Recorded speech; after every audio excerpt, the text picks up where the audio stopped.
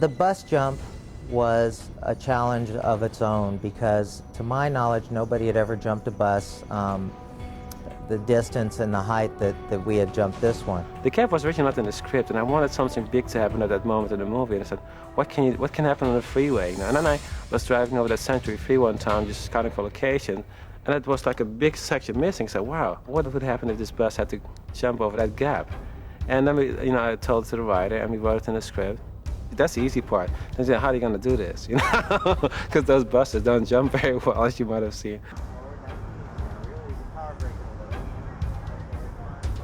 I'll let you come right up here, and see it, that big pillar right there? You'll have to make a fairly good veer because I don't want you to get into any of this at all. Now, do you feel comfortable that you could make it by the ramp here?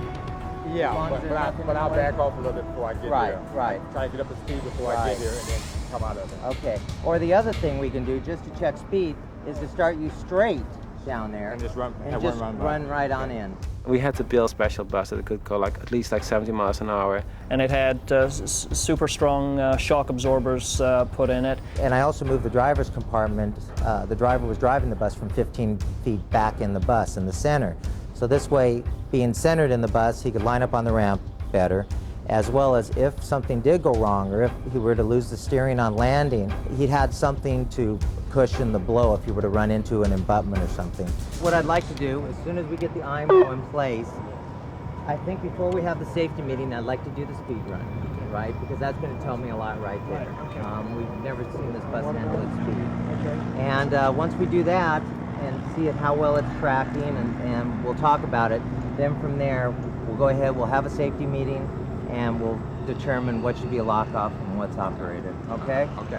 All right, so let's, as soon as the camera's in the bus, we'll go ahead and do a speed run. Okay. All right, thank you guys. Thank you. Years ago, in the late 70s, early 80s, a lot of guys were breaking their backs and ending up with either back or neck injuries because of, on the impact, they did get spinal compression. So I designed a suspension system where the driver is actually suspended in the vehicle. And what this harness does is it suspends the driver in the vehicle, and then the harnesses come over the shoulders to actually pull him down as this other harness is pulling him up. So you're kind of floating in limbo, and you're suspended in the seat as well. And so what this does, on impact, it allows your body to travel independently from the vehicle. I just want to make sure that we have a safety person, Brian, on every camera. I'm going to have the grips build steps going over the K-rail here, and I want to lay cot pads on the other side. So we have a safety person for Mike Ferris, for Bill, for Mike over here. And do we know who's operating the very front camera? I think it's Alex. Alex, okay. We based the ramp design off of previous jumps I had done. The ramp was, I believe the ramp ended up weighing close to 80 tons. It was all made out of structural I-beam, and we put a collapsible kicker on the end of the ramp, which what that does is when the bus is leaving the ramp, it sets the attitude, the flying attitude through the air of the bus, and then it drops away before the rear wheels get to it. So what you're doing is you're setting the attitude that the bus will fly through the air before it even leaves the ramp. Now, one question, everything is going good. You want me to clear those cameras there? Yes, absolutely. I want you to clear the cameras, and I want you to stop. See where the like the orange dumpster is? Stop there. If you stop by the orange dumpsters there, I'm going to have the paramedics standing by up over there, and almost if there's any problem or whatever, job, if you need to stop sooner, the best, see where that station wagon is? Just pull it over there, you know? Now I'm leaving those semis on those angles there, so if anything, you glance off those, exactly, and I tucked them way up on the inside.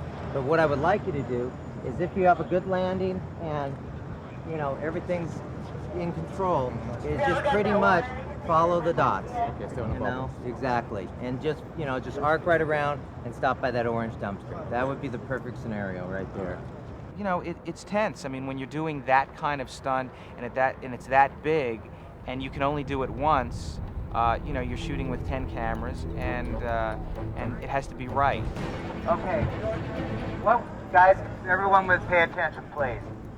What we're going to do is the bus is going to start the other side of base camp. All right, just so everybody's aware of the path and the lockup that's required. The bus will start on the other side of base camp. Once it passes base camp, it's going to duck to its left and run right up against that retaining wall, the sound wall. Now, I'll be right over about where Chris is there. Chris, raise your hand.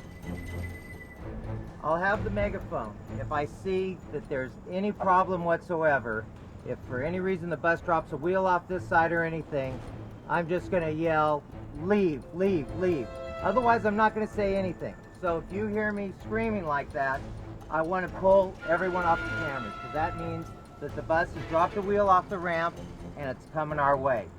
If he lands and everything's fine, just let the bus go right by you, okay? If he lands, if it does lose a wheel, if for any reason it starts to veer towards those cameras, and you'll know it, give yourself a... And, thank God the stunt guy was okay, and Yana ended up being happy with it. It was a very spectacular jump, and the fact that no one got hurt, it worked out real well for us.